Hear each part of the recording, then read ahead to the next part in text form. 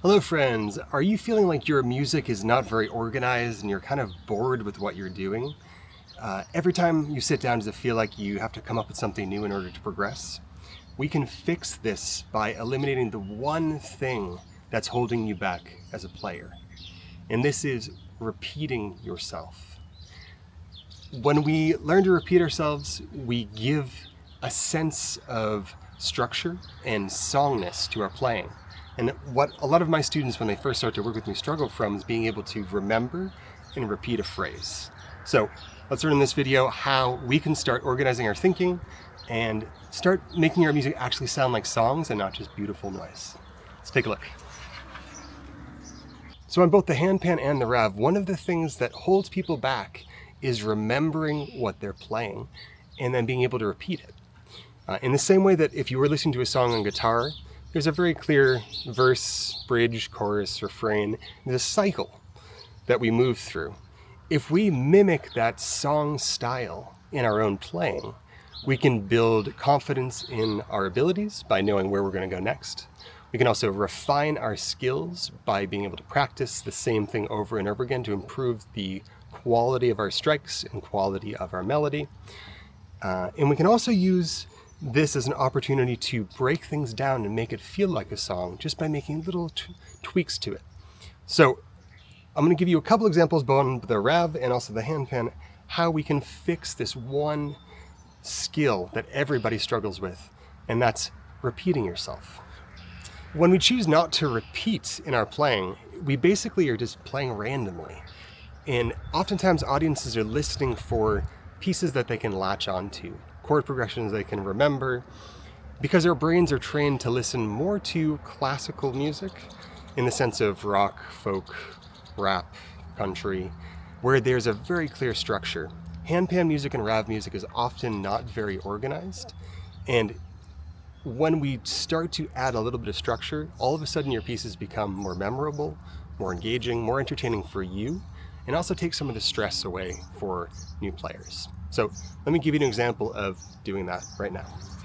Okay, so for the sake of this lesson, we're going to imagine that we're going to be using notes 8, 7, 6, and 5.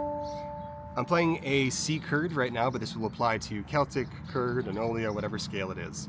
The thing that's going to matter is that we're going to pick a phrase to repeat. So I want you to take a phrase that you've already used before or that you're in the process of creating, whether it's 4 beats or 6 beats, doesn't matter.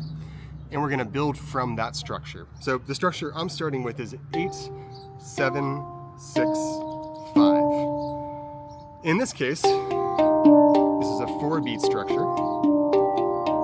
I only really have the lower half of the instrument to change here if I want to keep the same repeating motion. So I can choose to move it down. Instead of ending on the 5, 8, 7, 6, 5, I have all of these notes below me to use. So if I change that, say we do this 2 times, 8, 7, 6, 5, and then we just had to swap to the 4. Do it again, we swap to the 3. Do it again and swap to the 2. 8, 7, 6, 2. So now we've moved down 5, 4, 3, 2. In doing this, we haven't really changed anything about that last note where our body is kind of landing. And because we're repeating it, our brain's saying, oh, this is a song, because there's repetitive motion, there's little changes happening to it, and our brain picks this up as organization. If I'm just playing, it's pretty, but this is just beautiful noise. And it works well for yoga, works well for meditative music, but a lot of times when people don't hear the structure of your songs, even if you already are writing, it's because you don't have these repeating patterns. So listen to the difference between versus one little change every other time.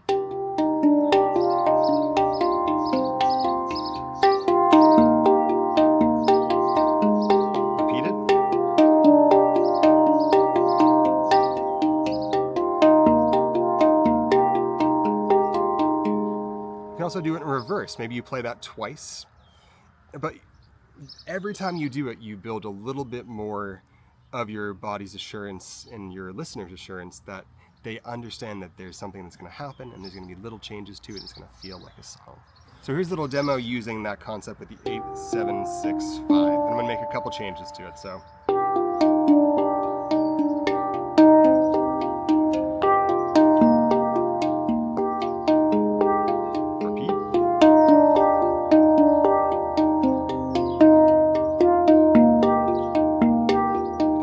Bottom open too. We can swap it up down here and walk up from the bottom.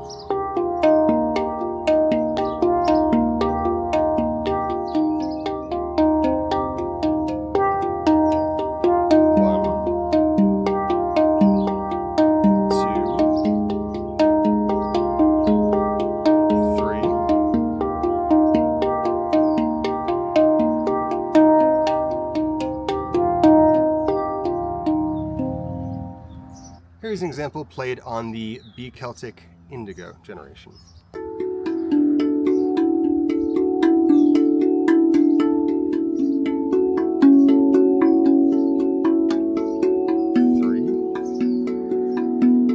and two. Now we're going to repeat that whole phrase from the beginning again. 8-7-6-5, 8-7-6-4. 8-7-6-3, 8-7-6-2, and now we have the 1 as well. 8-7-6-1, 2, 3,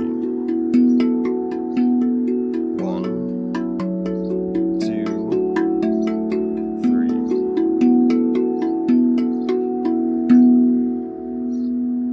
So something you might run into if you're playing something a little bit more complex is saying, this sounds repetitive. What can I do to change the repetition? If I'm playing it 4 times, say I'm playing 8-7-6-5 4 times, we can choose to substitute out the second and last time in those 4 times, that first strike for a slap. And this is going to break up your playing. It's going to make it feel less redundant, but it's still going to give your ear the impression of this is a song, there's a repeating phrase, and we're making a change. When we double things up like this, it feels a little bit more percussive, but it also gives us an opportunity to not feel like we're playing the same thing over and over again. So here are 2 examples of using that.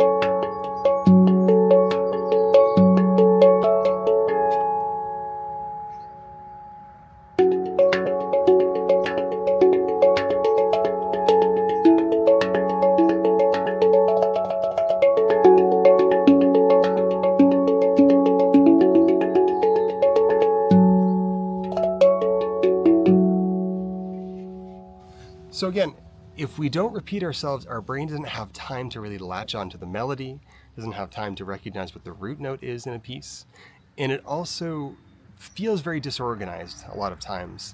And some of the best students I have struggle with the organizational component. And it seems like such a silly, basic thing, but even really advanced players struggle with repeating things and connecting them together. So you can solve this issue early on in your playing just by learning, I'm going to play it twice. If you want to make it longer, you play it 4 times. You play the 2 sections that you write, and then you repeat the entire thing. And you build your listeners' confidence in where you're going. And then you make little deviations from it. Maybe you move somewhere completely different, but you keep the pattern that you're using. This type of pattern-based playing is exactly how I organize my one-on-one lessons with people. And I have 30 weekly students that I work with from all over the world at all different skill levels, from beginner to intermediate to advanced. And I've had success helping all of these types of players find the sound that they're looking for and become the player that they want to be. So if this type of lesson interests you, I would love to have you as part of my lesson team where we can work together. Wherever you're at, I'll meet you where you're at and help you bring you to where you want to be. So looking forward to working together. Hope this little instructional video was useful for you, and I'll talk to you guys soon.